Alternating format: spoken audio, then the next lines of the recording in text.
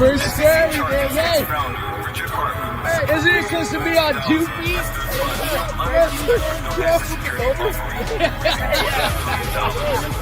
Holy. Yo, it's the Hexicans again. Crypto, this ain't the end. It's real life, not pretend. The code is what we defend. We some crypto junkies. Hex and pulse chain be comfy. The price action bananas. Chimpanzees, monkeys, making trust to sleep. How can I claim a loss? Hex and pulse chain, they didn't rug. Gary Gensler, we're the victims. I really think you just spreading some FUD. So tell me what this is about. Oh, you do anything for the clout? You are a joker and I am dope, but that's just a fact. Full disclosure. So tell me what's next. You think with your heart's gonna run with the funds? I heard some influencers say that, and to me, that sounds really dumb. But that's just me, and we will see. Hex is no company. I own my crypto, how it should be. No restrictions, totally free. With DeFi, there's no middleman. Just code program to do what it do. Repetitive tasks, kiss my ass and regulate this new asset class, cause we some crypto. First scary, man. Hey, isn't it supposed to be on 2 feet? What the fuck is going on, everybody? Bang, bang. Whoop, whoop. All right, this is a good old-fashioned cluster fuck. Yeah, I gotta figure this shit out. There we go. How about that shit? Hello. Fuck, man. It's been a hot minute. I totally forgot. You know, kudos to John Boy, Crypto Compassion, man.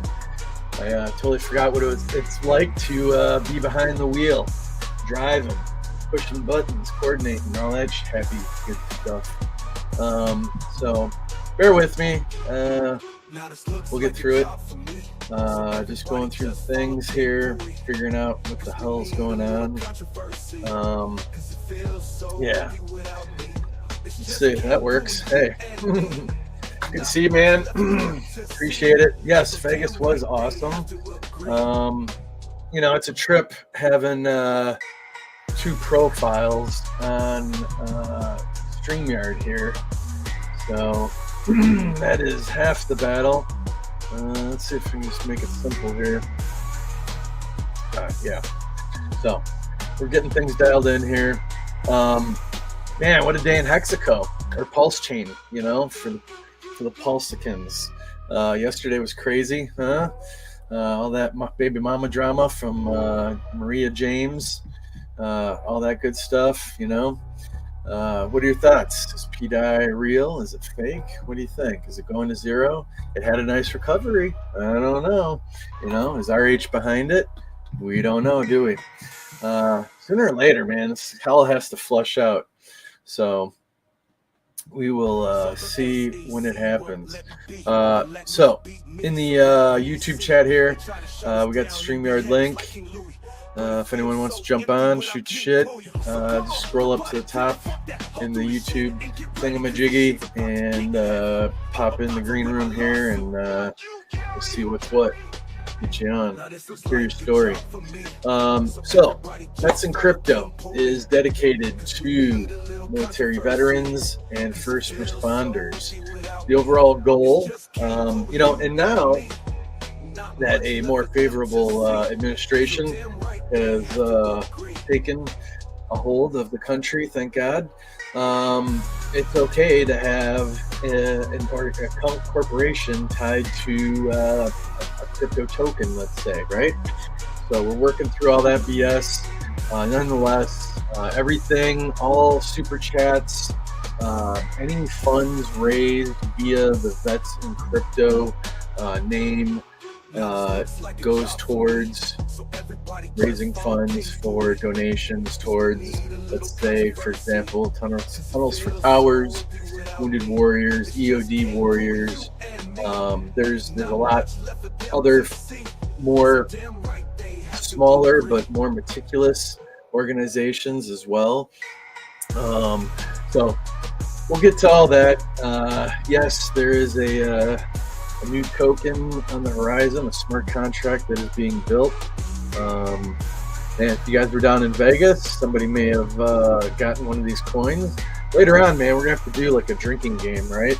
So, like Mr. Hilarski, he plays the casino and stuff here.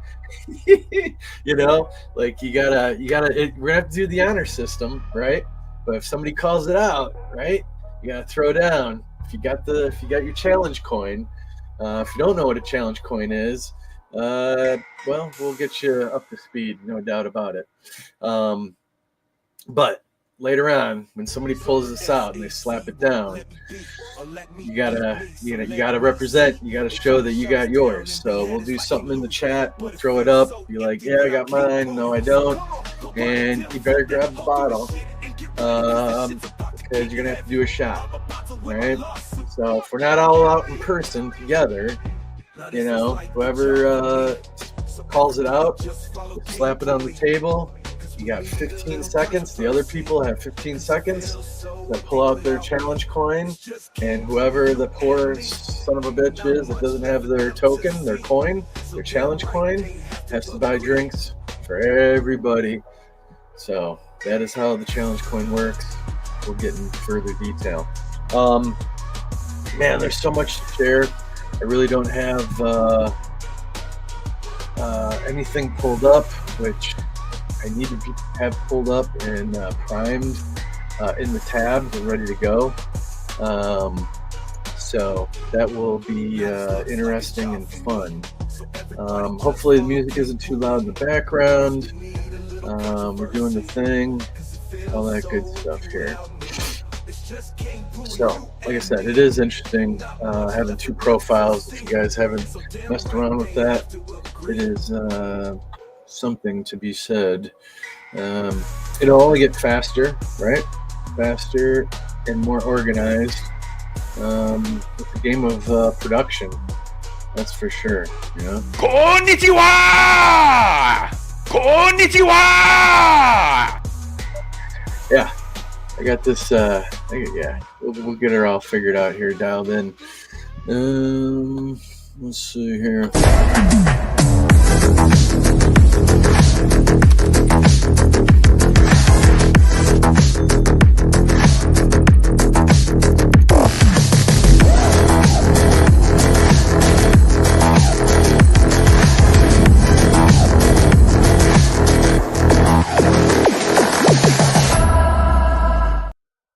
Yeah, so where were we? So we're working on a new site here for Vets and Crypto. It's getting revamped, going through the editing, back and forth, all that good stuff. It'll be kind of interesting to see the before and the after, right? So I did a website myself, and it was absolute complete dog shit. So I'm getting some help on this one. So it's a work in progress. So it's coming around, but right now, like, it's just a standard placeholder type of a page. We're gonna have the ability here to accept payments. People can use fiat, do credit cards, and then going through Coinbase Commerce to set up accepting crypto payments, right? So this is just a basic real template. There ain't shit on here. I don't know if that works or not. City welcome tour. Yeah, not yet. Kind of a placeholder. Yeah. So that's the deal with the website. It's coming around. The overall premise and goal here is to give people or entities an avenue to make donations, via crypto or fiat, and all while participating in the community. So there's a second token, a version 2 of VETS coming out. It's in the works. It's going to have a smart contract. We're going to have some games, some avenues to generate revenue to go into a donation address. There already is the publicly listed one on DBank. If you go on said profile, you would see the D-Bank one. I don't know which X profile is pulled up here. I'll have to bounce around. New. We're gonna go to the profile, right? So if you're new, pop on over to VETS Crypto, VETS CRYPTO. So this is D-Bank. It's great, actually, for just seeing who's holding what. If you got an address, you got to use it on the desktop. Pop it in there. You can see what people are holding, all that good stuff. See what it's about. Of course, we need to hop over to the new thing.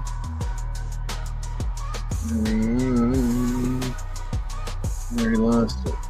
There you go. Share this tab.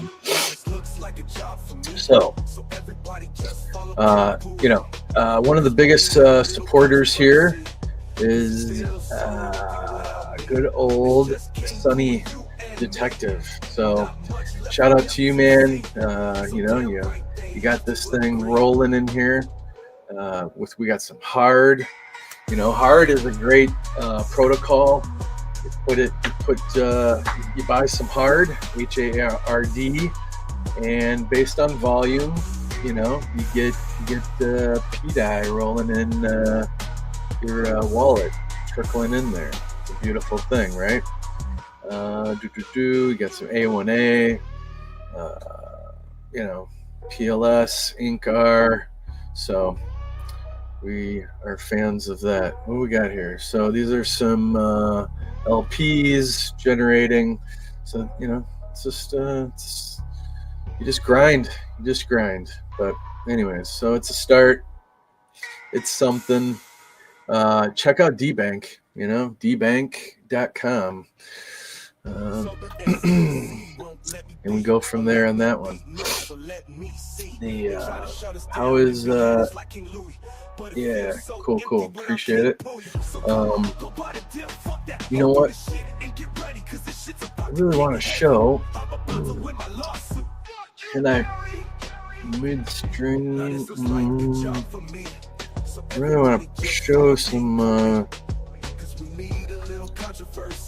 the Vegas stuff. If you guys haven't seen it, bear with me here. That's why if we had some secondary commentary here, be able to keep it going.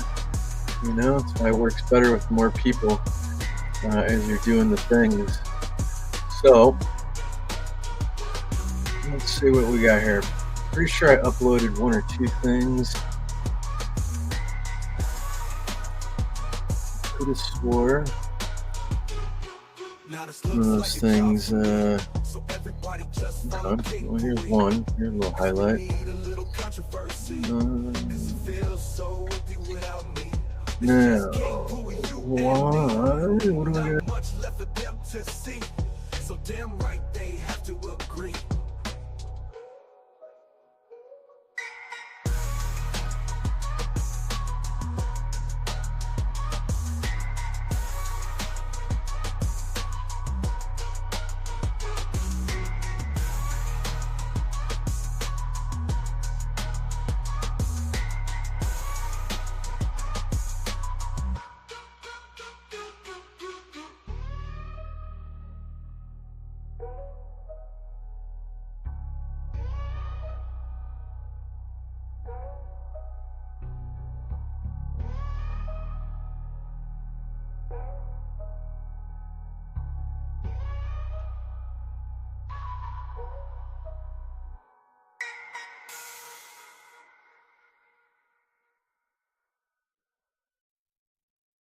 So the SEC won't let me be, or let me beat me, so let me see.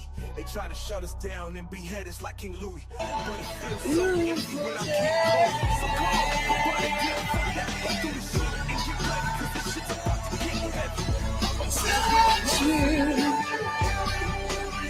Take me to that other place.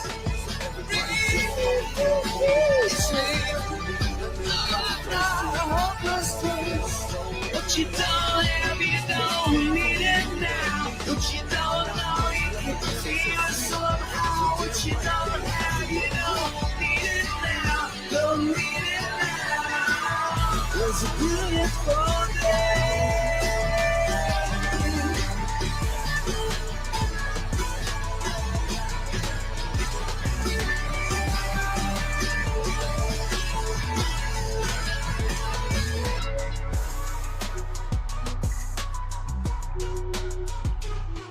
Now this looks like a job for me, so everybody just follow King Pooey.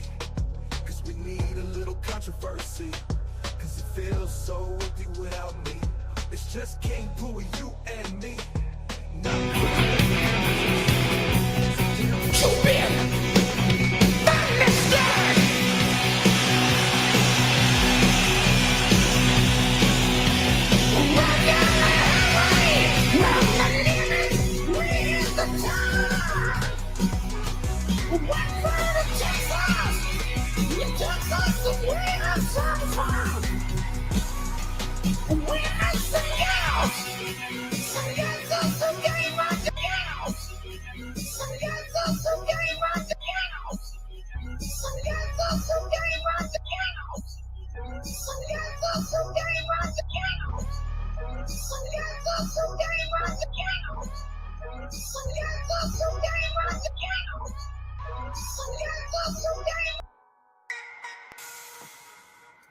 Yeah. So that be that. So the SEC won't let me be, or let me beat me, so let So, me see. They try we to are shut back us and down live. be headed like King Louis. But The- it feels so empty without King Louis. So Let's come go on, up buddy, and dip go that to and get ready, 'cause the shit's about to get heavy. I'm about to win my lawsuit. this is like training day, man. All over, you know. Now this Take a looks break. like job You haven't for me. done some shit for a hot minute. Just follow King It's Pooey, 'cause we need a little yeah, controversy. takes a minute. Takes a minute. Feels so empty without Let's we got some music here. Let's just find me some time while I pull up an article here. Make sure to check out Pulse TV And K-Poo. on Dex Tools and Dex Screener.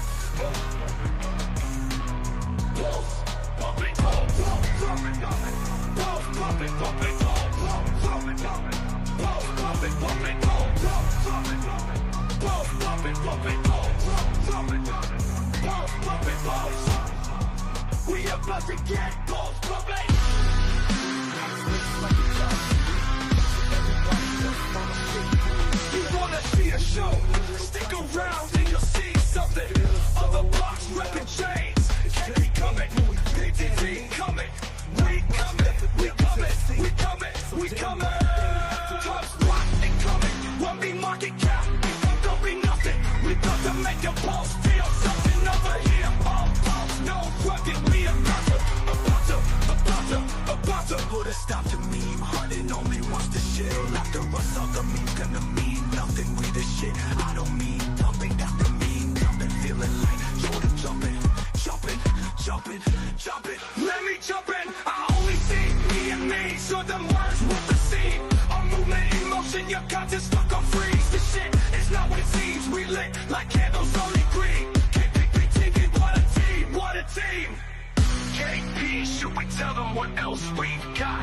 We got the temperature rising, whole chain popping, heart rate's climbing, high tides coming, pulse bags pumping, they pop hopping, trying to rush it. We not stopping, moon it coming, moon it coming, moon it coming, moon it coming, moon it coming.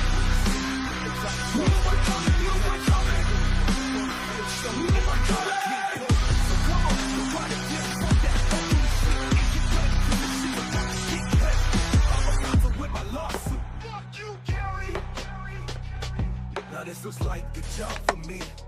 Make sure to check out Pulse TV And K-Poo. on Dex Tools and Dex Screener.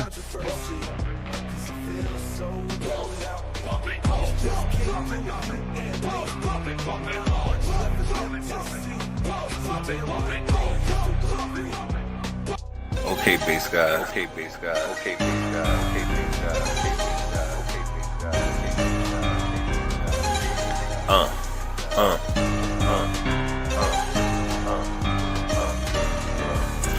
King Pooey, tell me what that means. It's on post chain. It's a post chain meme. It sound like shh. You know what I mean. We've got a new meme, and King Pooey is the king. King Pooey, tell me what that means. It's on post chain. It's a post chain meme. It sound like shh. You know what I mean. We've got a new meme, and King Pooey is the king. Hexagons and pulsicans, let's shout the Pooey team. King Pooey sound like shit, but things ain't always what it seems. We're in a bull cycle, so let crypto do its thing. King Pooey will rise to the top, some will call it cream. King Pooey, King Pooey, King Pooey, King Pooey, King Pooey, King Pooey, King Pooey, King Pooey, King Pooey, King Pooey, King Pooey's the new meme. A new meme, King Pooey is the king. King Pooey, tell me what that means. It's on post chain. It's a post chain meme. It sound like shh. You know what I mean. We've got a new meme, and King Pooey is the king. King Pooey, tell me what that means. It's on post chain. It's a post chain meme. It sound like shh. You know what I mean. We've got a new meme, and King Pooey is the king. Okay, face guy. Hey, face guy. Hey, face guy. Hey, face guy. Shout out for your investor, man. Thank you, brother. Thank you, back, man. And Base God production. Thank you. Okay, base guy. Okay, base guy. Okay, base guy. Okay, base guy. All right. Stand by.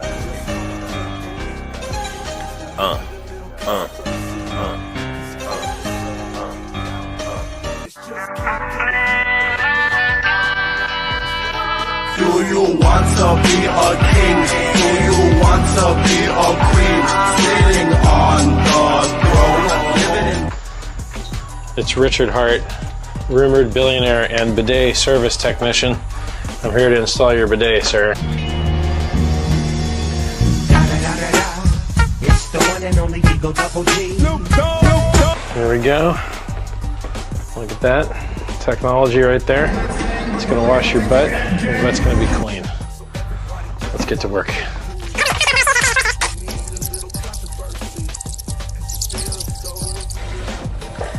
Woo! Ooh, doggy. Wow. This thing actually works great. Well, anyway, Richard Hart here, rumored to be a billionaire, installing a bidet for someone that I love. And, it seems to work just fine. It only cost $100, and well, I don't see any leaks. So, clean butts for everybody. Do you want to be a king? Do you want to be a queen? Sitting on the throne. Hey, so check this out, man. The other night, I think it was last week, was at went to the Laser City Gareth Emery show, and just sick, man. Just absolutely sick.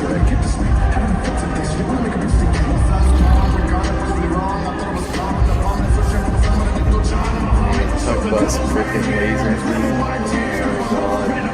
Mind melting, good fun shit.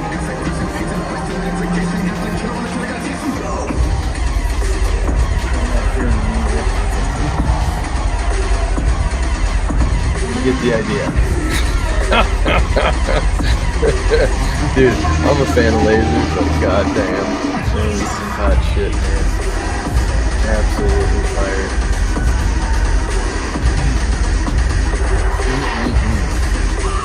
I don't know, for a good time. That's what it's all about. Sugar Dougie. All right, so let's get to the order at hand here. Let me get over to the new curbs side of the house here. So, where are we? I'm going to go full screen here.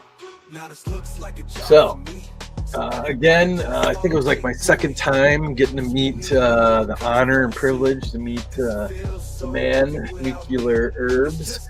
I believe Nuclear comes from when he was working as on the nuclear side of things for the Navy. I don't recall if he was a submariner or what have you. There's nukes on submarines, there's nukes on aircraft carriers, there's nuclear warheads here and there. But anyways, good guy. Very smart. Everyone's been following him, right? And all that good stuff. So he posted here, he's not too worried. So he's not concerned with the latest judgment. You can do with this information what you want. It may turn out that I'm right. It may turn out that I'm wrong. I don't have any inside information, so this is just what I see from my own perspective. And this is all Nuclear Herbs speaking, all right? So, and he lays out his case here. It's beautiful. Absolutely beautiful. Here, we'll try and make it a little bigger so everyone at home can read and follow along, or if you're working, just listen, all right? Number one, the SEC is dropping or settling crypto cases left and right and dropping investigations that would likely have turned into actual cases. Investigations take zero time to drop, so announcing those are easy. Number two, the SEC no longer seems interested in the whole regulation by enforcement tactic they used for years against crypto. We know this because commissioners have made this point clear more than once. All right? So, number three. We know the government wants to implement new policies and regulations regarding crypto. We know this because commissioners have said it, and the White House appointed a crypto czar with this express task, which is huge, right? What we want. We want regulation, some guidance, some clarity, and it's coming around, right? Slowly but surely. Number four. Given 2 and 3 above, it seems contrary to stated policy, both White House and current SEC, to continue to try and pursue cases where they will need to prove whether a digital asset is a security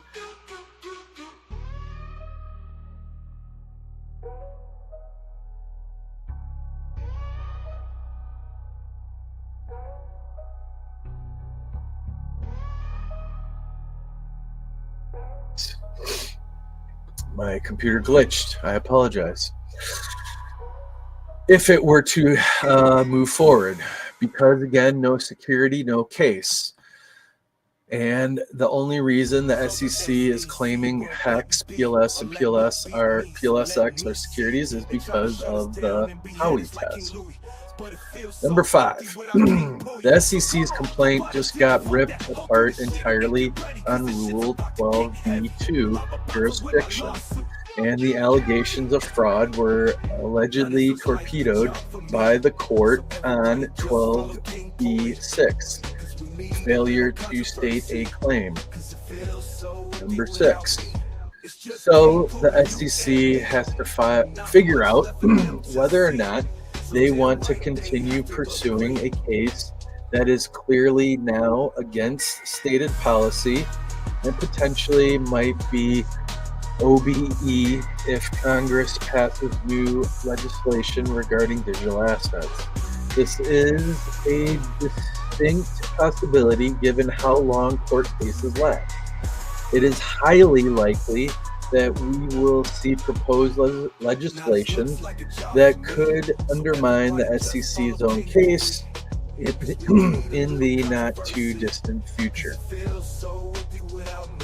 Number seven, the SEC's current stance may also lead the SEC to implement or propose new regulations that could undermine their own case. If they're not going to pursue enforcement under the Howey test anymore. They need a different set of regulations specifically for digital assets. Hell yeah. Again, this could potentially have an impact on their ability to pursue their own case. Again, this imagine 6 months from now having to tell the court, our bad, Your Honor, but we just completely revamped our own regulations and these assets are no longer considered securities or no longer under our jurisdiction due to new legislation. So we have to dismiss this case.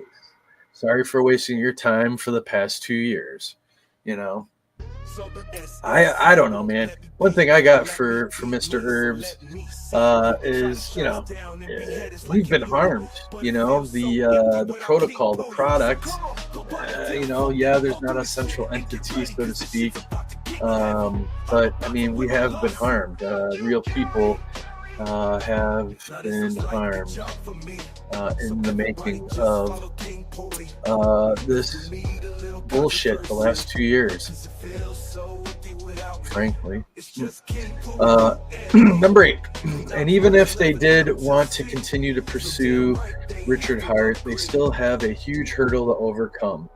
They have to A, figure out a way to make jurisdiction stick, and B, figure out how to properly allege a fraudulent claim, both of which they were spectacularly unsuccessful at it in round 1.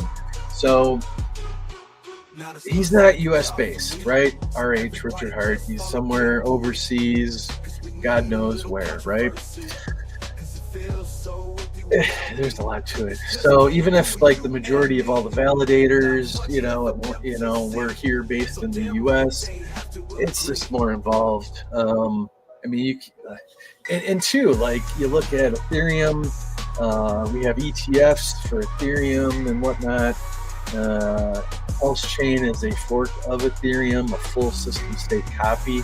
So if there's anybody new listening, you should at least go and check and see what tokens you have over on Pulse Chain, because gradually over time they have been increasing in value.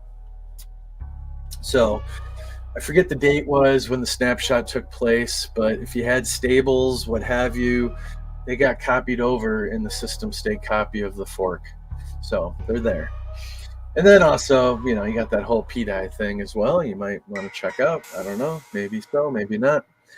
It's your money. Do what the hell you want to do with it. So, continuing with number 8's a long one. Oof. All right. Mr. Nuclear Herbs is not concerned yet. I told you all why I don't think the SEC could successfully amend anyways, and I'm sticking by what I said. Unless they showed up with something new, and by new, I mean new facts that occurred during the relevant time periods between 2019 and 2020 for HEX and 2021 and 2022 for PLS and PLSX. I don't see how they have jurisdiction. Now, if this dismissal had been under Gary Gensler, SEC chairman, I think you'd see them try anyways. Of course they would. He's the guzzler.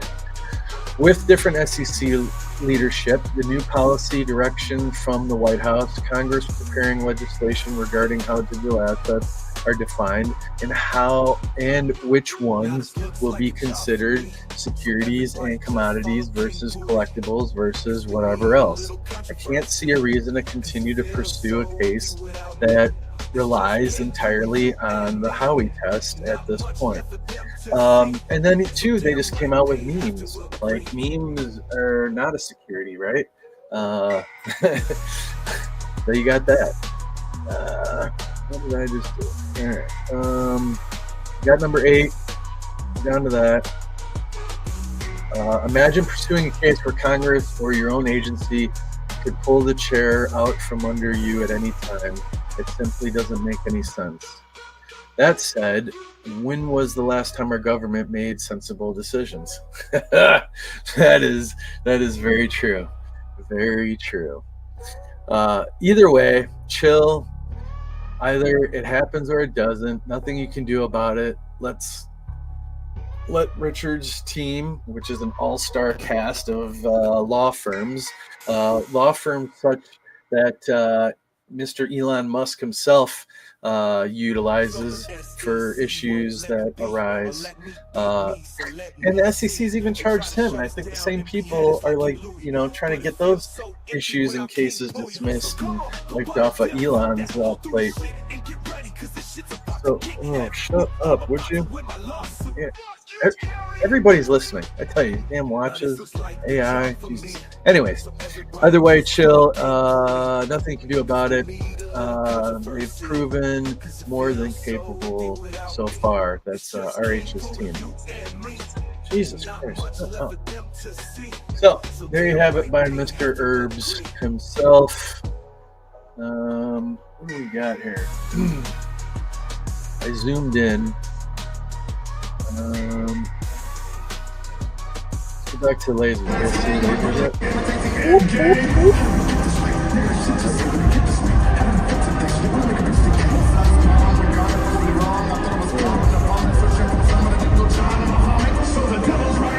So literally, I highly recommend everybody go to Nuclear Earth site, X profile page, and read all this stuff. The man, just lays it all out. Jesus, that is a lot. That is a lot to handle. He lays it all out very beautifully and eloquently. That's for sure. So we appreciate that. We're going to remove that. We're going to add that. All right.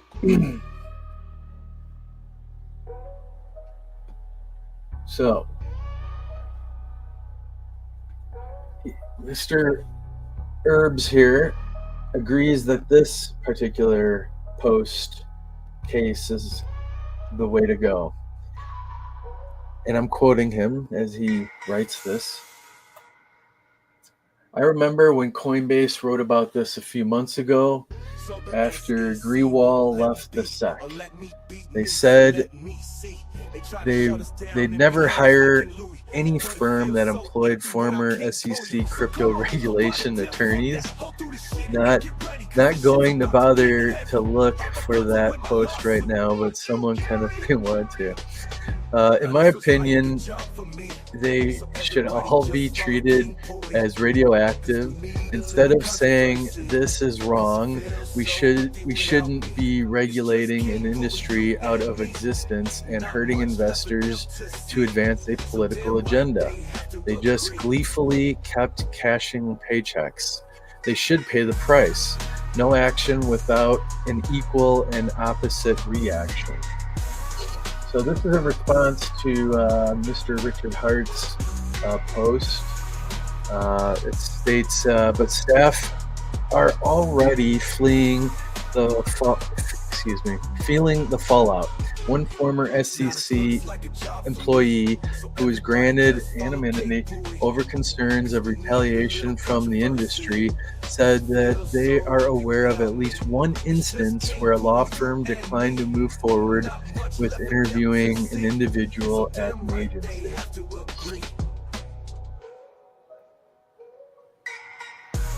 Yeah. So there's that whistleblower. So anyway, so we're going to switch guns here and go over to, which is why VETS and Crypto is here. We're going to read a couple articles, remind people what great military veterans do, and it's all about first responders as well, right? So we will find some good articles on those doing the things out there and bring some people on to talk about, what it's like to be out in the street you know, doing the thing, dealing with the things that general public doesn't want to see. They're shielded by these people that take on the responsibility of being first responders. When you're having a bad day, they're the first ones to show up, right? When things go south or there's a car accident or what have you, they're the ones cleaning it up, you know, taking care of the injuries, all that. You know, it's not pretty. A lot of people lose limbs, things of that nature. You just never know. So let's see here. So I think we're on. We got this one here. What? Sharing the tab and stop. Move from studio. Look at that. Just took a minute. These guys busting my balls about subscribing here. What do we got here? So, for our military veterans out there, U.S. strikes Houthis for third day. Pentagon says attacks will continue until targeting of Red Sea ship stop. Right? They're getting some, man. They're doing the thing. And about goddamn time, you know, like peace through strength, you gotta hit them in the face. So stop harassing everybody. So the U.S. strikes on Houthis in Yemen are ongoing daily and will continue until Iran-backed terrorists stop attacking military and merchant vessels transiting shipping lanes in and around the near the Red Sea. There is very clear end state to this operation, and that begins the moment the Houthis pledge to stop attacking our ships and putting American lives at risk, said the defense spokesperson said during the first Pentagon news briefing since Donald Trump took office on the second term. All right. Yada, yada, yada. So, in the meanwhile, they have declared war on the U.S., and so has Iran. Now, you want to talk about heroes? This is amazing. Back in the day, and you wonder, you know, why posthumously people are awarded the MOV Medal of Valor when, you know, just people do amazing things. This World War II soldier knocked out 6 German pillboxes and took 18 prisoners by himself. I mean, talk about alpha male kicking ass and taking names, you know, just amazing. On March 18th, 1945, Army First Lieutenant, a butter bar, wow, Jack LeMaster Treadwell, saw 8 of his soldiers gunned down while assaulting a heavily fortified, seemingly impregnable section of the Siegfried Line near Niederwolfach, Germany. The Siegfried Line was a defensive perimeter around the western front of Germany, littered with pillboxes, bunkers, tank obstacles, and other defenses designed to slow the Allied advance. So they had these big ass concrete boxes just buried into the ground, into mountainsides and everything. So when D-Day came, invasion of Normandy, and they were coming onto the shore, you know, it was very hard to take out, you know, stop the gunfire and everything. You see by these holes, it was real thick concrete. Munitions weren't like what they are today, and whatnot. Just a different form of fighting. Man, World War I, trench warfare. That was crazy.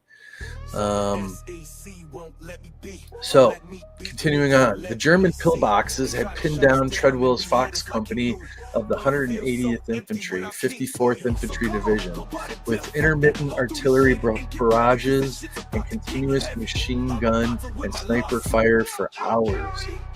hours. Imagine it, being pinned down and shot at for hours, like on a beach, what have you. You know, people would freeze up. They call it shell shock. Many other variations of that as well. Armed with a submachine gun and hand grenades, Treadwell sprinted up the barren hilltop despite the onslaught of incoming fire. He returned the favor by firing at the pillbox opening and chucking grenades at it. I mean, ballsy as fuck, dude. Like, wow. Through a furious solo offensive, Treadwell fought his way toward the first pillbox on his to-do list. Once he was close enough, he shoved the barrel of his machine gun through the pillbox opening and forced 4 of the 5 surviving German soldiers to surrender. He sent the captured Germans toward the American line, but he wasn't done. Treadwell fought on to the next pillbox under a thunderous onslaught of fire from machine guns and snipers, single-handedly overcoming a second German pillbox, and this time capturing the German commander in charge of the hilltop defenses. Like, come on, man. Like, holy shit. He then assaulted the third pillbox, fighting his way across the barren crest of the hill, completely exposed to incoming enemy fire. Then, once the third bunker was dispatched, he hit the rinse and repeat button, defeating 3 more pillbox defensive positions. Oh my god. So a total of 6. In total, he captured 18 German soldiers and shut down 6 well-defended pillbox positions. My God. So, rightfully so. For his actions on that ridgeline on August 23rd, 1945, Treadwell was awarded the Medal of Honor, the nation's highest award of valor. So MOH, Medal of Honor. Many, it's posthumous. They didn't survive. They did heroic acts, but they didn't make it, right? And some have living Medal of Honor recipients. It's real interesting when you hear their stories. The Germans quickly fell prey to his further rushes on 3 more pillboxes in the confusion and havoc caused by his whirlwind assaults and capture of their commander, states Treadwell's Medal of Honor citation. According to the Department of Defense, Treadwell joined the Army in January 1941 and earned a battlefield commission. Wow. On March 23rd, 1944. So battlefield commission, meaning he was promoted out on the battlefield following his actions fighting in Italy from 1943 to 1944. So he was hopping around the campaigns. So by his courageous willingness to face nearly impossible odds and by his overwhelming one-man offensive, now Captain Treadwell reduced a heavily fortified, seemingly impregnable enemy sector, states Treadwell's Medal of Honor citation. His actions inspired the rest of his company to unleash a furious assault on the remainder of the Germans' defensive positions, successfully breaking through a section of the Siegfried Line, allowing Allied forces to continue their fight into Nazi Germany's final place to retreat in World War II. Like, and so you may hear a lot of times, like I'll say, lead, follow, or get the fuck, get out of the way. And that is the whole premise of that. You lead by example and others will follow. And he demonstrated that to the T. And that's why he was awarded the Medal of Honor. Accordingly to the Department of Defense, Treadwell was substantially promoted to captain following the battle during World War II. Treadwell earned the Bronze Star, Silver Star, Distinguished Service Cross, and the Legion of Merit. I think that's by the French. That one specifically. That's not where this steely-eyed Mustang's military history stops.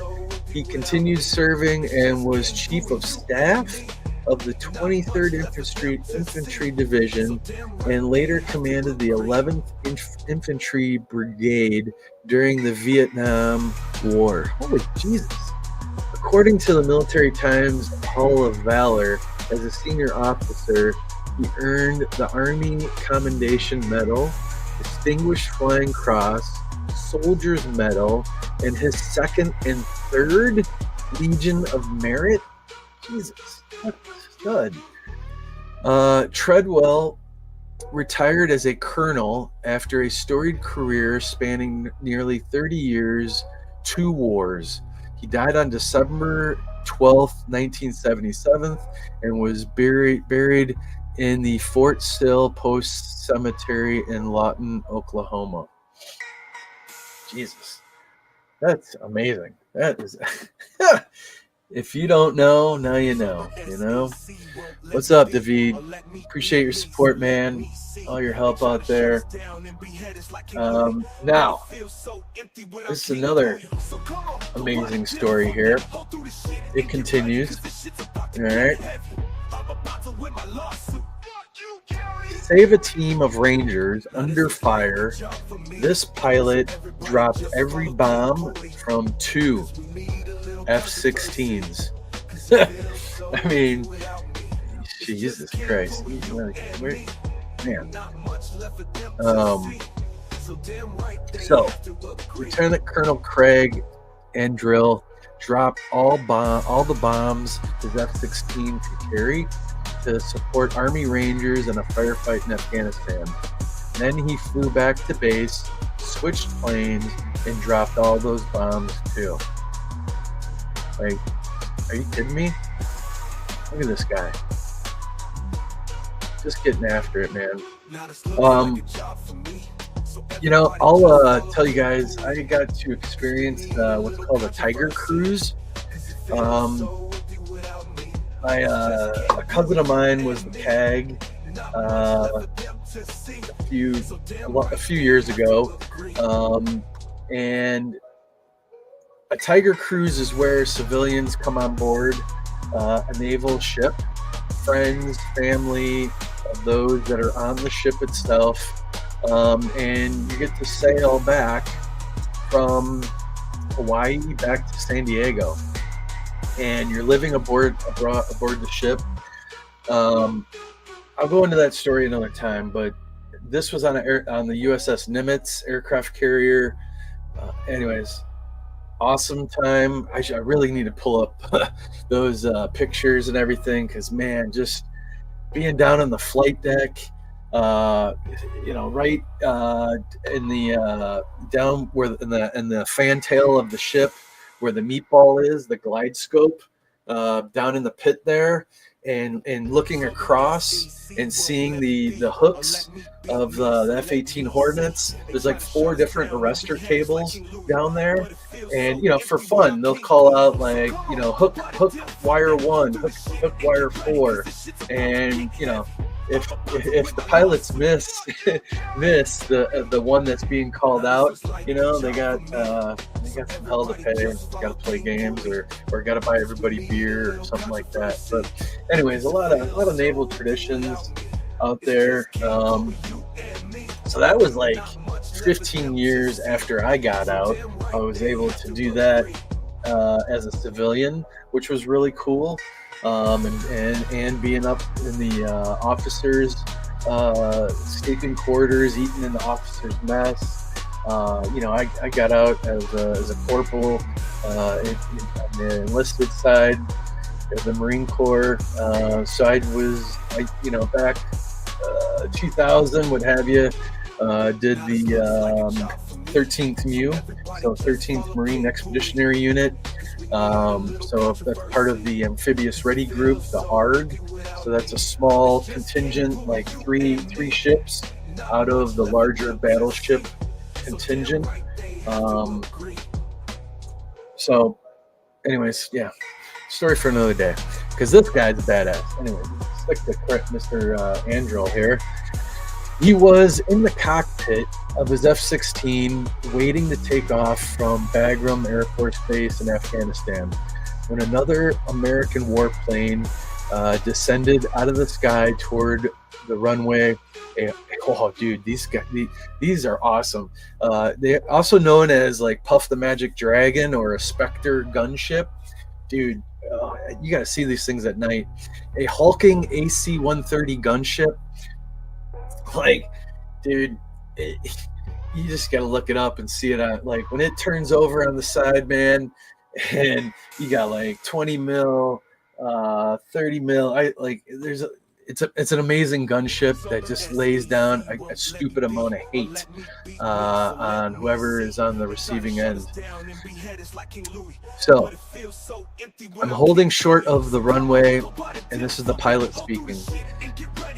I'm holding short of the runway, and I see the AC-130 landing, and I'm like, oh shit, that's not good. The mere sight of the gunship was a tip-off that something had gone wrong in a firefight just over the horizon. In a mountain valley about 50 miles away, a unit of Army Rangers had run into a hornet's nest of resistance. The AC-130 was returning from that fight, even though it should not have been. For one, the crew was flying during daylight, a sure sign that the fight was particularly intense. And second, the big plane was back at Bagram because, as Andrew heard on the radio, its various guns and canisters were Winchester, out of ammunition. So they fucking dropped everything. That thing is basically a flying tank killing machine, and we just ran that thing out of weapons. So you know it's a bad day. And the pilot was heading right for it. As soon as the gunship cleared Bagram's runway, Andrew and his wingmen in the 2nd F-16 from Shaw Air Force Base, South Carolina, roared off with full afterburners toward the battle, less than a 10-minute flight away. Over the next hours, in a 2017 mission not previously reported outside of an Air Force press release, Andrel would pull off a flying day that would fit on any list of Air Force combat flying lore. Jesus. In a span of just a few hours, Andrel would rush to the firefight, drop every bomb on his F-16, and strafe enemy positions with his but it feels so empty without King Puya. So come on, go buy the deal, fuck that, hold through the shit and get ready, cause this shit's about to get heavy. I'm about to win my lawsuit. You carry. Now this looks like a job. And drop every bomb on that second jet as well. On both flights, Andrel was dropping bombs less than 10 minutes after takeoff. Only after he was completely out of ordnance did the other U.S. aircraft, including the rearmed AC-130, arrive to take over. I told my squadron we were a customer service oriented organization, and Andrew said, and in that day our customers were the Army Rangers. Iowa farm to a wild weasel. Andrew grew up on a farm in Ellery, Iowa, a town with a population just over 1,000 in the 1990s. He did not grow up dreaming of flying, but rather just getting to college. When he was in high school, a friend of an older cousin got a naval ROTC scholarship.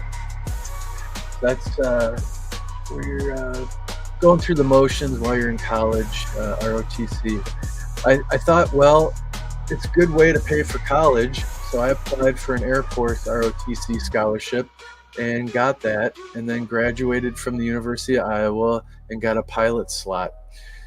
He got married to a woman from Cedar Rapids, Becky, and started what would be a 23-year career flying F-16s. And that's not an easy marriage. I got family that are pilots and in the military. It's just not easy. The divorce rate is like it's stacked against them. Those that are in the military, it takes a lot of work to stick it out. So kudos to all those that do while the significant other is serving. I was one of the guys who knew I wanted to be a fighter pilot when I was a kid. I wasn't one of the guys who knew I wanted to be a fighter pilot when I was a kid or anything like that. But once I started flying, I knew that's what I wanted to do. Though he joined the peacetime military, the 9/11 terror attack struck when Andrew was in basic pilot training. Once qualified as an F-16 pilot, Andrew deployed 4 times, twice to Iraq and twice to Afghanistan. Jeez. With his first 3 deployments ranged from slow to steady operations, the 4th in the late 2016 and early 17 was by far the busiest. Damn.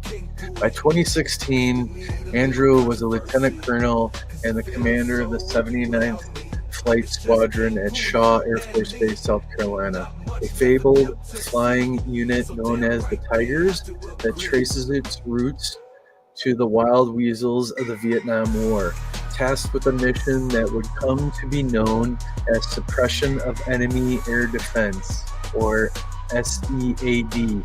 Wild weasel pilots used a tactic that was as daring as it was dangerous.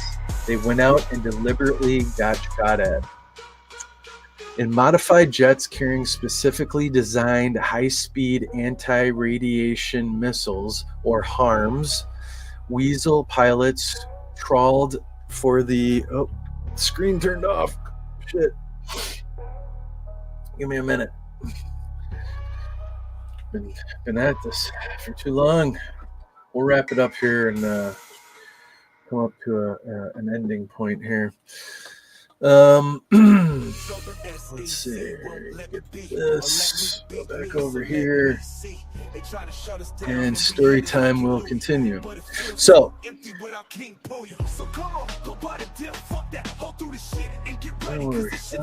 modified jets. Look, the Weasel jet, they fired a harm to track directly back to the radar. Yeah, so if you remember Bat 2-1, the Vietnam guys flying in the intruder type of jets where they're side-by-side pilots. You got the EFW, or the Electronic Warfare Officer, EWO, jamming and getting the SAMs to light up so they can track them, so that somebody behind them can shoot missiles and blow up the SAM sites and shit like that.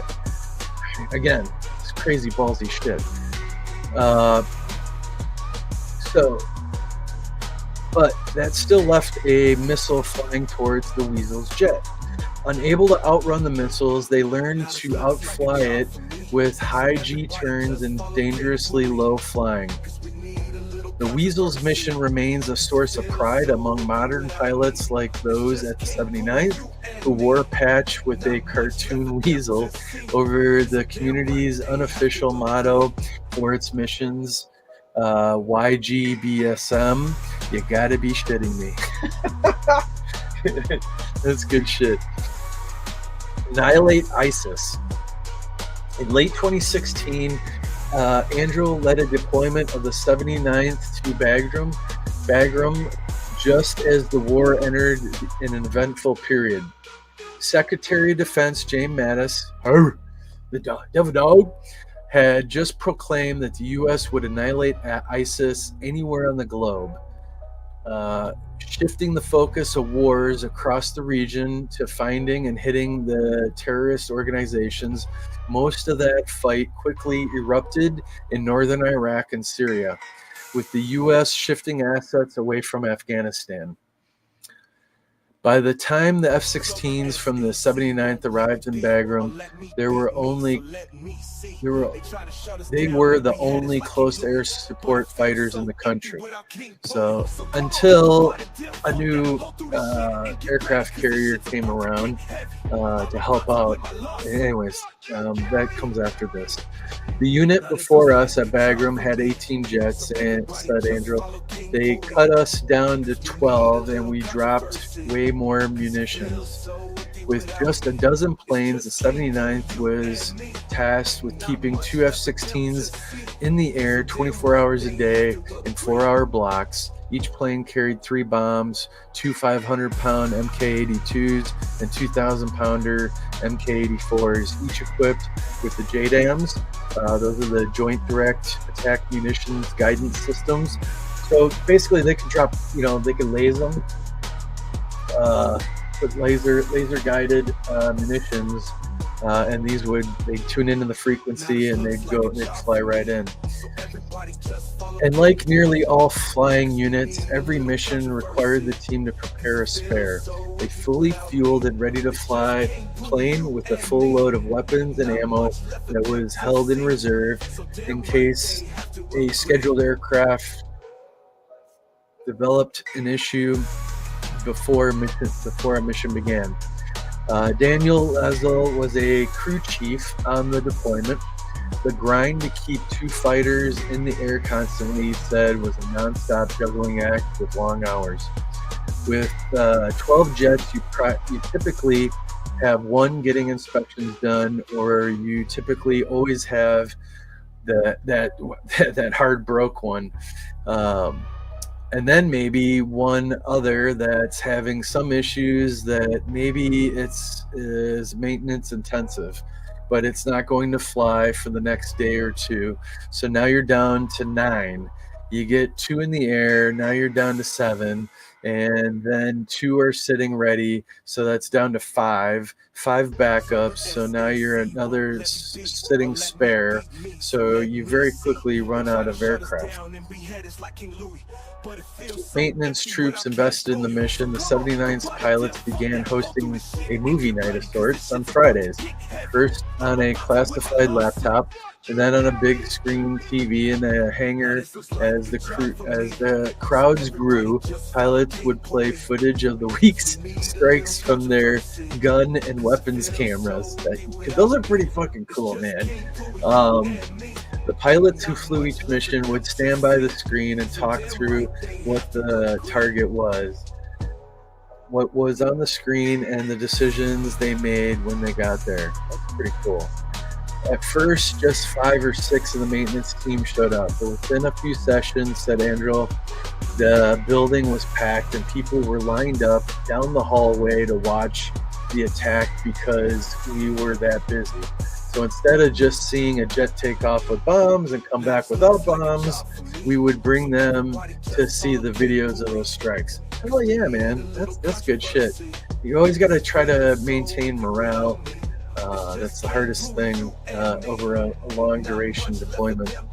But mostly, said Andrew, the best motivation for the whole unit was planes returning from missions with no bombs on the wings. Fuck yes. They loved it, man. He said, if we were busy, they see the value of what we're doing because they're humping out there on the line to get the jets ready, keep them flying, and keep the weapons on. Across the 6-month deployment, said Lancel, the 79th didn't miss a single flying line.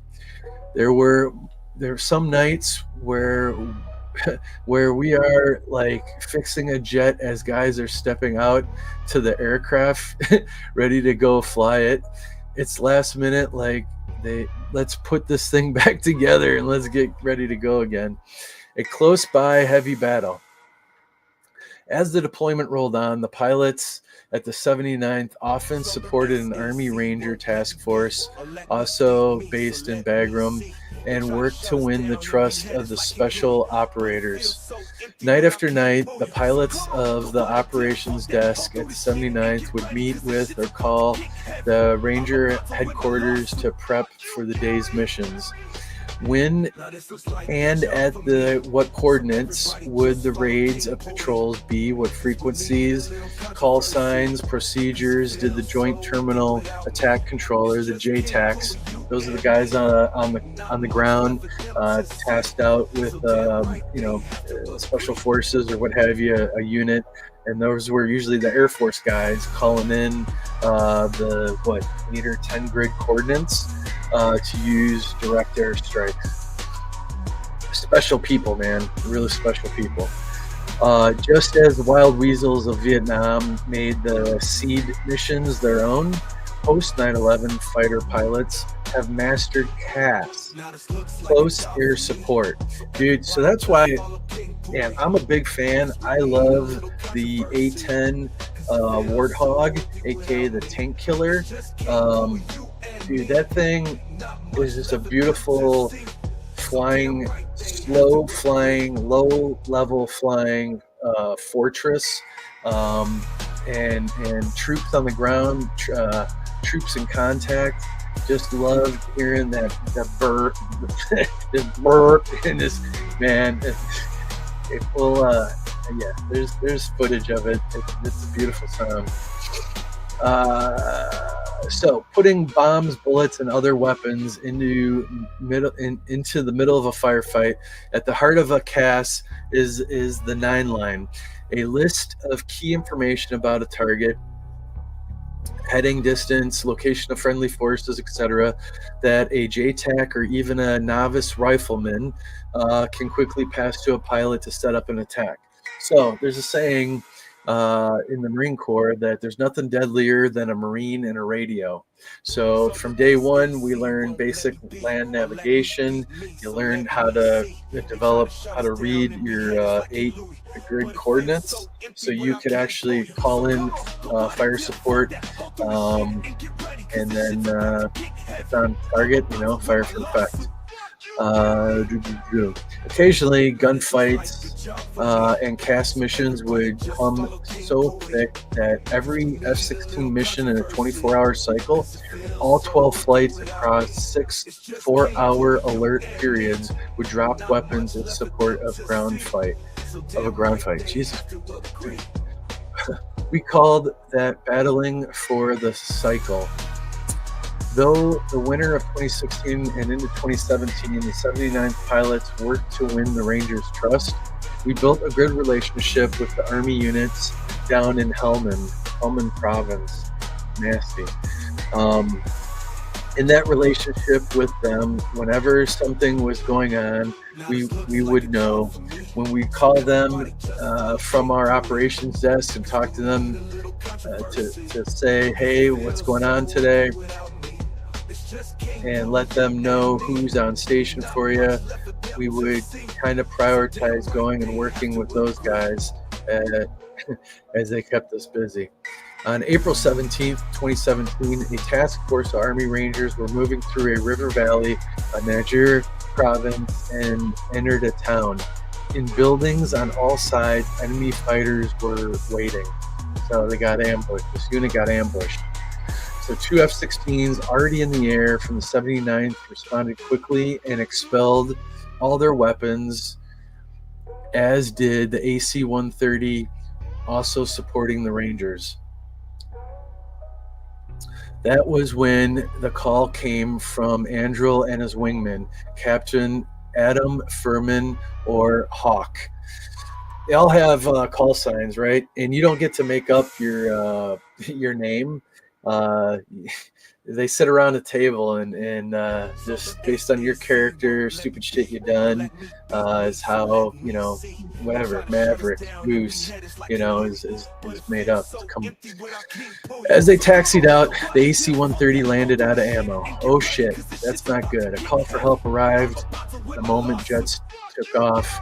As soon as I got near in the well, I got text message on the F-16's communication system. It was a 9-line. He jotted the information on a knee board as the F-16s rapidly chewed up the miles toward the fight in the valley. Fighters barricaded inside multi-story building where pouring fire on the Rangers. The JTAC was calling for F-16's biggest bomb, a 2,000-pound JDAM, to flatten that fucker. Normally, a pilot dropping bombs wants to see their targets before releasing their weapons, both to confirm they have the right target and to be aware of what not to hit nearby. I want to get eyes on. I want to confirm what's going on the ground, Andrew said. Give some confirmation with the JTAC that I'm on the right target, but they were getting shot at the time from this building, so they wanted it gone. Sight unseen, Andrew set up his run-in. I just drove to 10 miles out from the target and turned in. He said, I'm trusting the guy on the ground, and the coordinates I read them are what he wants destroyed. And they give us the rules of the ROE, the rules of engagement, so I know they've done their due diligence on the ground. On his first pass, less than 8 minutes off the runway at Bagram, Andrew released the JDAM. I hear good hits, say when ready to copy the next 9-line. Andrew said, all right, here we go. And then it was just kind of rapid succession of 9 lines. Within minutes, Andrew had dropped all his bombs and Furman had dropped 2 of his 3. That left the F-16's 20 Mike Vulcan cannon, which the 2 used to strafe until their fuel began to run low. So strafing, they're coming in and just making gun runs, you know, keeping the enemy's heads down.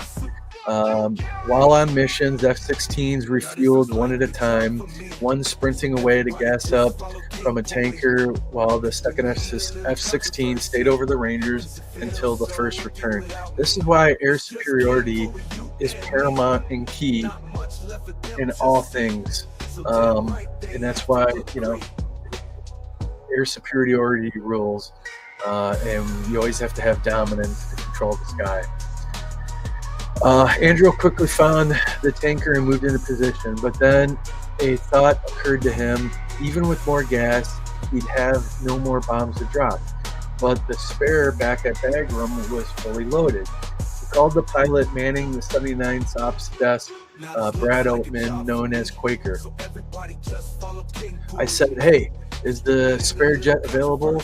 And they're like, let me check. Yeah, Andrew said, all right, I'm going to check. Come get it. Just yards below the refueling boom of the tanker, Andrew waved off, rolling his F-16 inverted and drove away. A fast launch. By luck of maintenance rotation, the spare F-16 was the unit's flagship jet, which is normal operations at home would belong to Andrew's as the squadron commander. With a tiger theme painted job, it represented the squadron and was parked in the first position on the flight line. That's cool. Lassell was assigned to the jet as the crew chief. As honor among a squadron's maintenance troops, you kind of get evaluated against all of your peers, he said. It's the boss's jet, and it stands out the most, so you put a little bit of extra care into the aircraft. You want it to be the cleanest one, the one that's most taken care of. For when your VIPs show up, like a dog and pony show, and we always have those, you know, generals come, you show them the good shit and all that good stuff.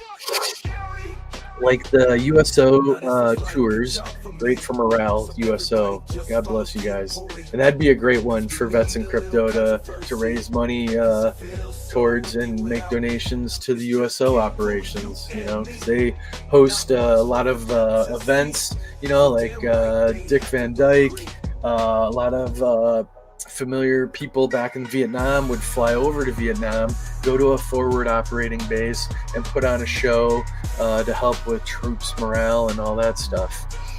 When Andrew and Furman first took off, Lasso had hoped for some downtime.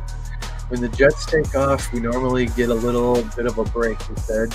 So I went and sat down and started to eat lunch, hanging out with some guys, and all of a sudden the radio started chirping, and you can tell something's going on. And one of the tech sergeants comes up and he's like, "Hey man, one of the jets is coming back. He's empty and he's going to take your aircraft." So I guess that's a picture. Yeah. So then Air Force Lanzel, now an Apache helicopter pilot in the Army. I didn't realize probably the urgency of the situation. Lanzel said he was prepping the plane, taking covers off, when another pilot ran up to him and handed him several sheets of paper.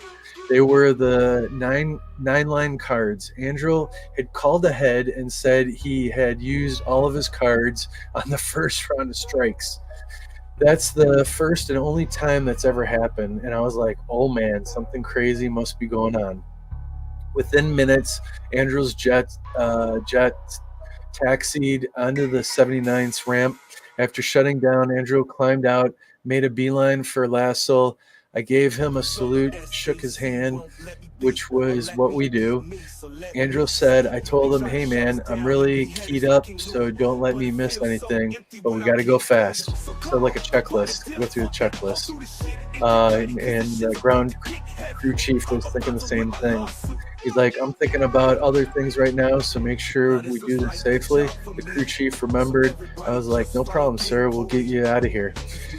As Andrew climbed into the cockpit and began activating systems and running checks, Lasso worked through his pre-flight inspection of the plane's exterior, a task built into his muscle memory from tech school and hundreds of other launches. Down the right side of the plane, he checked for oil and hydraulic leaks and double-checked that the safety pins were out of the landing gear and wing tanks. Talking with Andrew over a headset wired to the plane, Lancel crouched under the bombs on the plane's wings, checking the JDAM sensors. Andrew's cockpit systems were set to the same codes. Finally, Andrew said, pull comms, pull chocks, I give you signals. A final call to watch as the pilot moved the plane's control surfaces, ensuring the flaps and brakes responded properly. I want everything to go right the first time as quickly as possible, Lancel said, because you know any little thing to delay him means his wingman maybe can't stay on station and has to break contact to go refuel without another aircraft up there, which would suck for the ground troops. Indeed it does. With a final wave and salute, Andrew taxied out the runway and roared into the sky. On a normal day, a pilot who lands F-16 might be ready to climb down from the cockpit 20 minutes after touching down, while those headed out to fly generally step out of the jet an hour before takeoff.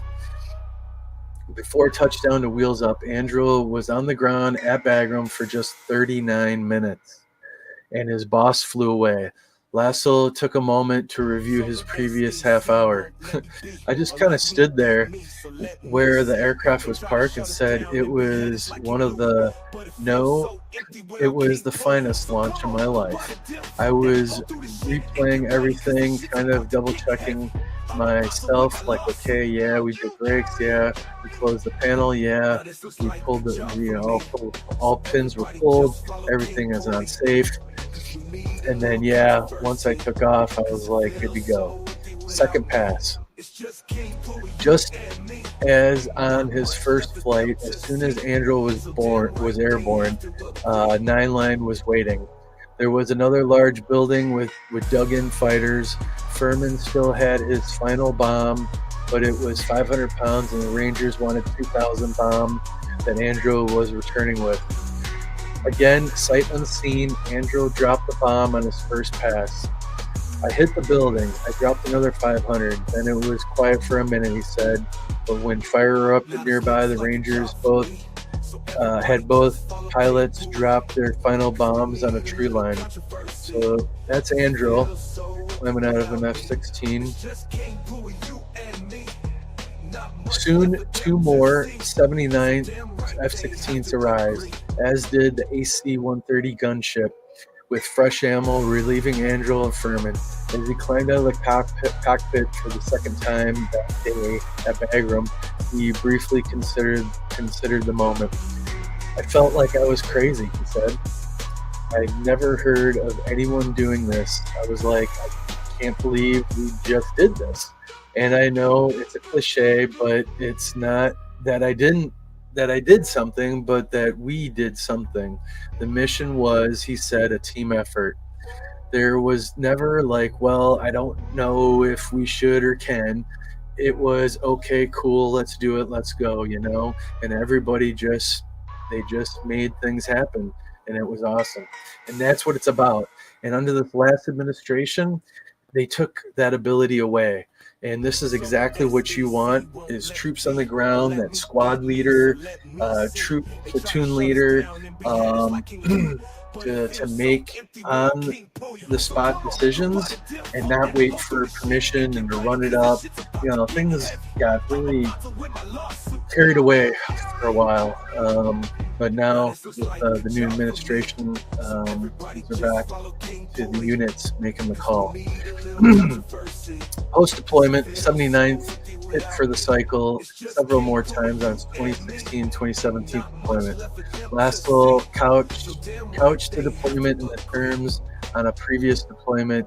He had been a crew chief for a plane that dropped bombs 12 times in 6 months. On this one, his plane dropped bombs 38 times. 2 pilots in the 79th, captains, navigating crews were awarded Distinguished Flying Crosses for a close air support mission during a different Ranger firefight that time at night. 2 Rangers died in the fighting, but the bombs dropped by the 2 allowed 88 to survive. According to an Air Force release of the mission, when the Rangers returned to Bagram, 2 Rangers sought out the pilots and told them they would almost certainly have died without their air support. In appreciation, the Rangers gave the pilots their Velcro Ranger tabs from their uniforms. Wow. I mean, that's everything, man. Jesus. Andrew's wingman is now a test pilot at Edwards Air Force Base. Laszlo left at the Air Force and joined the Army as a warrant officer, WO. He now flies Apache attack helicopters. Andrew, he said, wrote a letter of recommendation for his warrant officer application package. So a WO, warrant officer, is when an enlisted person crosses over to a warrant officer, more pay. It's a working man type of a gig. But those that want to stay usually in a working capacity, but it's a nice pay upgrade for enlisted to cross over to an officer, but it's a warrant officer. Many consider those to be a real officer. Yeah, depends who you're asking, who you're talking to. In 23, Andrew, then a colonel, retired as the commander of the 388th Fighter Wing at Hill Air Force Base, Utah. In the years since, he and his wife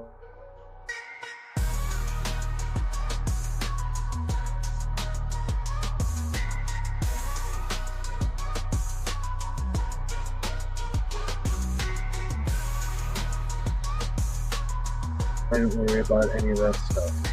So there you go. Bang bang. Wow. That was a lot. That was a lot of fucking reading. Oh my god. So, anyways, great fireside chat with everybody. Good talk. Appreciate y'all turning in. Nice to break away from the grind of crypto, my friends. Yesterday was crazy. I made a couple comments about being mentally fit. The more times you do this, a lot of people that went through the memes on the stock market, right? So GME, AMC, that was a crazy experience, and a lot of people, that was a lot of people's first time dealing with the green candles and the emotions of watching the chart doing stupid, crazy shit as GameStop and AMC did. And you fast forward, you get into crypto, go through a cycle or two. That's when people say being emotionally and mentally fit, it's time and market. You just have to go through those motions and experience those things so you remain calm, not under fire, but like when your brain is dumping the serotonin and dopamine and you're getting that euphoric feeling, and that's what everyone is like. It's addicting. It's a rush. And that's where I think where FOMO, fear of missing out for people, comes into play as well. You're chasing those green candles, man. And you're like, oh, I want some of that action. So just listen to those that preach little words of wisdom here and there in that regard. But in the meantime, get away from this stuff. Stop looking at the charts.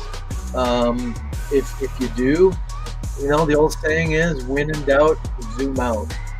Okay? Especially something that's got some history to it. The charts tell a story. So that's the beauty of it. So I'm not a TA guy. Love bringing in people that are. KRJ, Access Alive. There's a few others that are really good at it. And I always appreciate having those people come on the show and share what's going on in the community and everything alike, right? Konnichiwa! Konnichiwa! Konnichiwa! Okay, had to break it up a little bit, right? So, hey man, so this gentleman so going back a little to the crypto side here, this gentleman, Okeechobee, man, thank you very much for supporting the cause, being out there on hole number 7, and just, singing your tracks, man. Everybody had a great time. I'm sure if you guys go out there, you'll see the videos of us just, having fun, making memories, getting to know people in the community. That's what the Pulse Chain Conference was all about. It was really good stuff. Enjoyed it. So Okeechobee, thank you. And this is him making one of the tracks for one of the products that I'm a co-founder of. Now this was like a job for me, so everybody just follow King Cooley. We need a little controversy. Do you want to be a king? Do you want to be a queen? Sitting on the throne, living in bliss and serene. Do you want to be a king? Do you want to be a queen? Sitting on the throne. Don't flush your hopes and dreams down the toilet. This is the moment your whole life can change. This is the moment you can be saved. Feel it in your pulse, it's time to rage. The world is evolving, don't be displaced. Open up your mind and leave your cage. Seize this moment, no time to waste.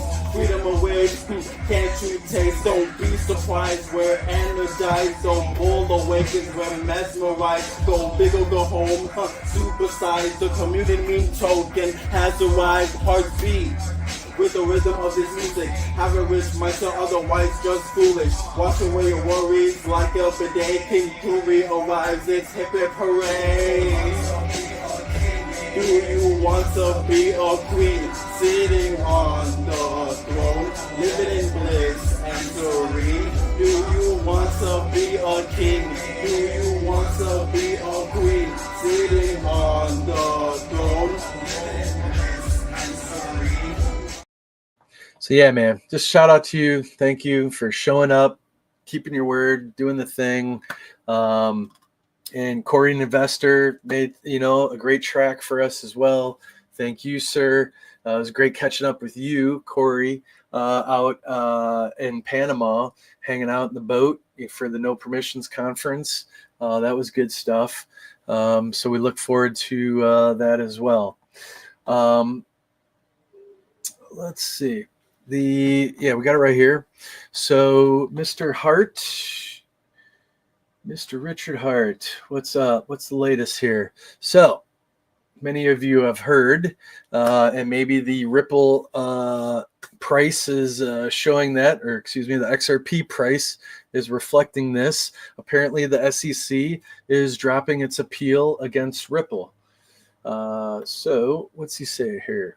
So when a specific organization does something evil, remember that organizations are made usually of individuals, and the organization will usually turn on that individual if too much heat is brought to bear on them. Thus, one must focus on individuals and not titles for personal responsibility to win the day. So, for instance, Elon Musk is quoted as not respecting certain organizations, but how is that fair to others in the organization to be painted with that brush?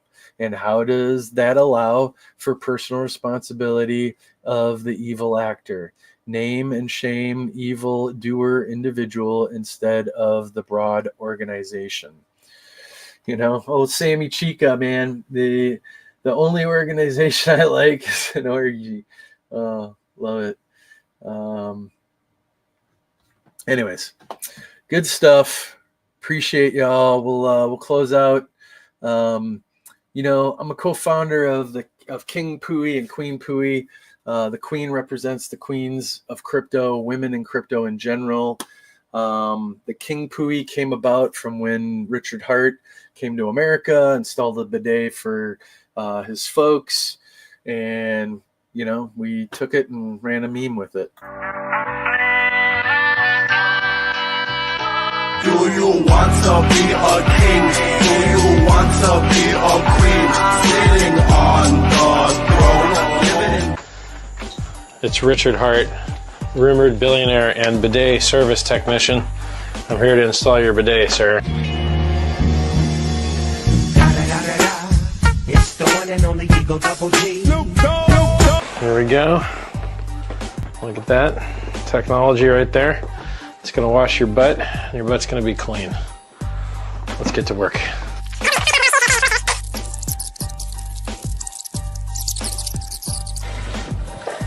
Woo! Ooh, doggy. Wow, this thing actually works great. Well, anyway, Richard Hart here, rumored to be a billionaire, installing a bidet for someone that I love. It seems to work just fine. It only cost $100, and well, I don't see any leaks. So, clean butts for everybody. Can you not stand there and do nothing? Hand me the screwdriver. Shit. My bad, Dad. It was an accident. This is why I hate you. You are stupid. I can't believe you knocked my crown into the toilet. You don't need to be so angry, Dad. You have unlimited money. Just relax. You want me to relax? That isn't just any crown. That is the enchanted pulse chain crown. You can't just walk into a store and buy another one. It's the only one in existence. Man. We miss I'm you guys. sick of having kids that disappoint me. Don't compare me to E-Hex. You're right. E-Hex made millionaires. What have you done? Actually, I know what you can do. You're going to go in there and get it. Dad, you're joking, right? There's no way I can fit down the drain. This is no ordinary toilet. This is a portal to the Pulse Chain Valhalla. Get in there now and get my crown back. Oh, yeah. Who goes there? Reveal yourself. Pui, you have been chosen. King Pui, it is time. The cycle is nearly at its end, and you must save the kingdom from the Jeets. V.I.C up. What just happened? Where am I? My king, the memes of the kingdom await you. Who's King Pooey? Can someone please stop chanting and answer me? What's everyone cheering about? Oh shit. He's wearing Richard's enchanted crown.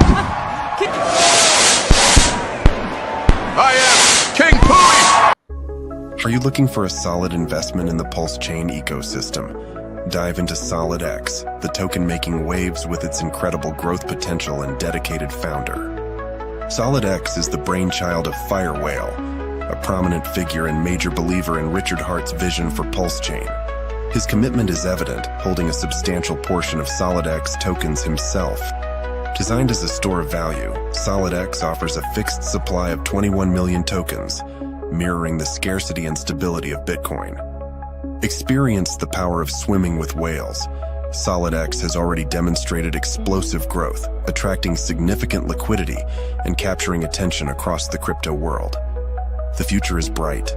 Firewhale is developing a revolutionary cross-chain casino game with a portion of its revenue dedicated to buying and burning Solid X and Ink tokens, further increasing their scarcity and value.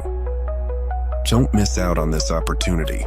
Visit solidx.win today and join the Solid X community.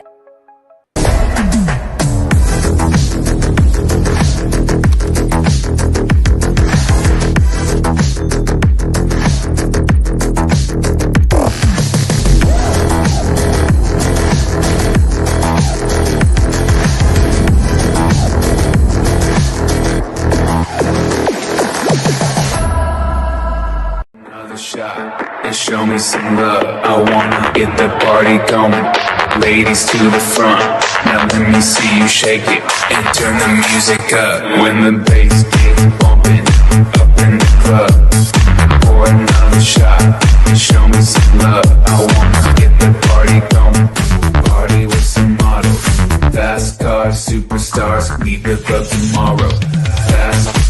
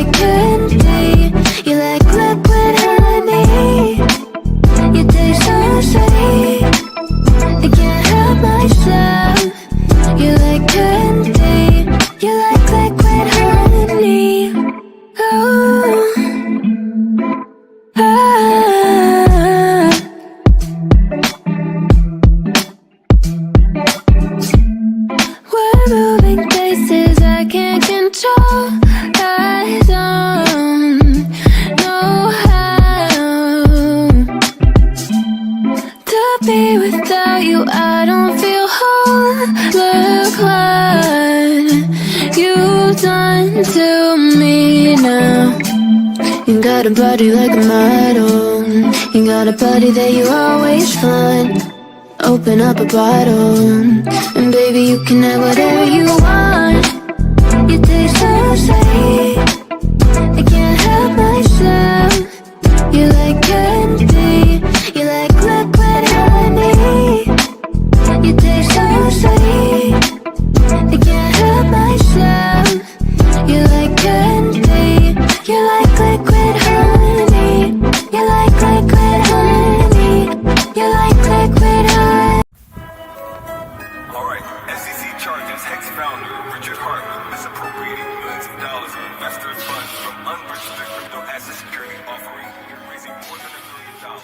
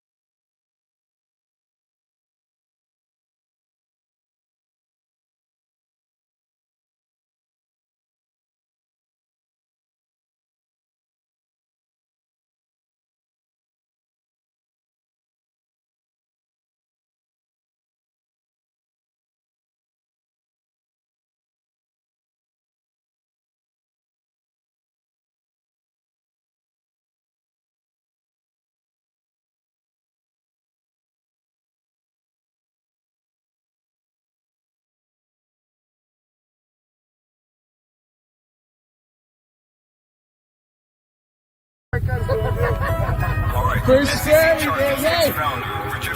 Hey, isn't it supposed to be on 2 feet?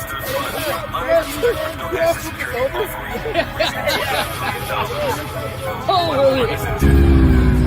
Yo, it's the Hexicans again. Crypto, this ain't the end. It's real life, not pretend. The code is what we defend. We some crypto junkies. Hex and pulse chain be comfy. The price action bananas. Chimpanzees, monkeys, making trust to sleep. How can I claim a loss? Hex and pulse chain, they didn't rug. Gary Gensler, we're the victims. I really think you just spreading some FUD. So tell me what this is about. Oh, you do anything for the clout? You are a joker and I am dope, but that's just a fact. Full disclosure. So tell me what's next. You think with your heart's gonna run with the funds? I heard some influencers say that, and to me, that sounds really dumb. But that's just me, and we will see. Hex is no company. I own my crypto, how it should be. No restrictions, totally free. With DeFi, there's no middleman. Just code program to do what it do. Repetitive tasks, kiss my ass and regulate this new asset class, cause we some crypto. Pretty scary, man. Hey, isn't it supposed to be on 2 feet?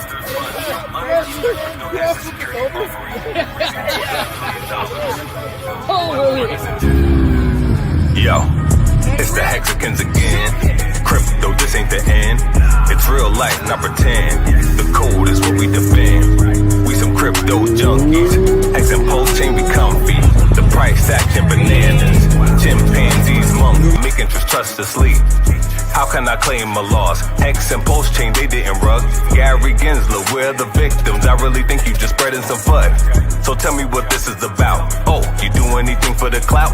You are a joker and I am dope, but that's just a fact. Full disclosure. So tell me what's next. You think with your heart's gonna run with the funds? I heard some influencers say that, and to me, that sounds really dumb. But that's just me, and we will see. Hex is no company. I own my crypto, how it should be. No restrictions, totally free. With DeFi, there's no middleman. Just code program to do what it do. Repetitive tasks, kiss my ass and regulate this new asset class, cause we some crypto.